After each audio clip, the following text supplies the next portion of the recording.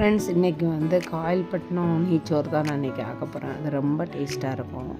அதுக்கு வந்து நம்ம வந்து அளவு தான் கரெக்டாக வேணும். அதுக்கு வந்து நான் அந்த கேப்சூலில் என்னென்ன அளவுங்கிறத நான் உங்களுக்கு கொடுத்துட்றேன். அப்புறமா கீயும் தேங்காய் எண்ணெயும் நான் சேர்த்துருக்கேன். கீயும் தேங்காய் எண்ணெயும் சேர்க்கும் போது நல்லா வாசமாக இருக்கும். அப்புறம் பட்டை, ஏலக்காய், கிராம்பு இதெல்லாம் சேர்த்துக்கலாம். அப்புறமா ஒரு ஆனியனை நீளமாக கட் பண்ணி வச்சுருக்கேன். அதுவும் கொஞ்சம் ஒரு 2 மிளகாவும் சேர்த்துக்கோங்க.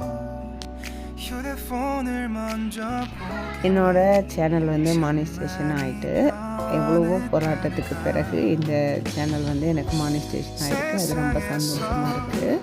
இப்போ வந்து ஒரு 2 மிளகாயும் அந்த எண்ணெயோடு சேர்த்துக்கலாம். சேர்த்து நல்லா வதக்கினதுக்கப்புறமா இஞ்சி பூண்டு பேஸ்ட்டு, தயிர், ரம்ப இலை, கருவேப்பிலை இலையை வந்து அந்த குச்சியோடு சேர்த்துக்கோங்க. நான் இந்த வீடியோவை ரொம்ப நாளாக வந்து யூஸ் பண்ணாமல் அப்படி போட்டேன். ஒரு நாள் உள்ளே போய் பார்க்கும்போது மானிஸ்டேஷன் ஆகிடுச்சு. சரி, எதுக்கு இப்போ விடுவானே சரி நம்மளே வந்து ஓப்பன் பண்ணி வீடியோ போட ஸ்டார்ட் பண்ணியிருக்கேன். எனக்கு வந்து அட்வர்டைஸ்மெண்ட் இது பண்ணுறதுக்கெலாம் வந்துருச்சு, மெயில் வந்துருச்சு. இப்போ வந்து நம்ம மசாலா எடுத்து வச்சுருந்தோம்னா அதெல்லாம் சேர்த்துக்கலாம். அப்புறமா கொஞ்சம் தயிரும் சேர்த்து அப்படி மூடி வச்சுருங்க.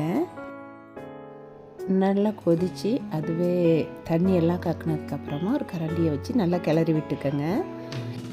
இந்த காயல்பட்டின கலரிக்கறி ரொம்ப டேஸ்ட்டாக இருக்கும். ஆனால் நிறைய இருக்காது, கொஞ்சமாக தான் இருக்கும். ஆனால் நெய்ச்சோறுக்கு வச்சு சாப்பிடும்போது ரொம்ப டேஸ்ட்டாக இருக்கும்.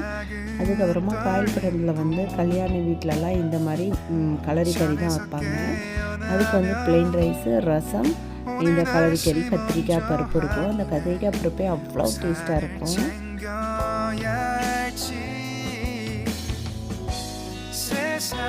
எப்பவுமே வந்து தண்ணி ஊற்றாதீங்க. தண்ணி ஊற்றின அன்னைக்கு அந்த கறி வந்து சீக்கிரம் வேகாது.